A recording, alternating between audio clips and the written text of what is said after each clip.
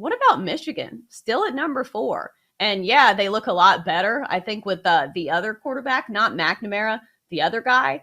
But still, I think I have some questions about Michigan because who have they played? Well, if you're looking for impressive but not impressive wins, they beat UConn 59-0 in a big house. I mean, they won a game they're supposed to win, but as we know, UConn is one of the worst teams in college football. What worries me about Michigan, and it is telling that even though they're the number 4 team in the country, they're 25 to 1 to win the national title. Clemson is 5, but Clemson is 10 to 1 to win the national title. So clearly, bettors have much more faith in the Tigers than they do the Wolverines.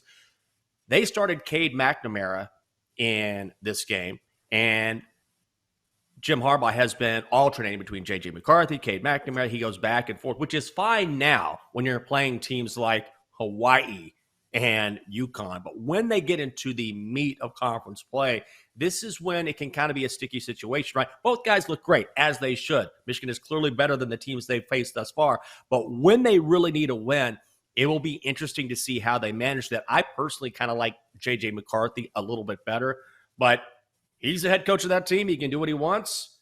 But I don't like situations where you're in this weirdo rotation and you haven't quite decided on a guy as you get into conference play.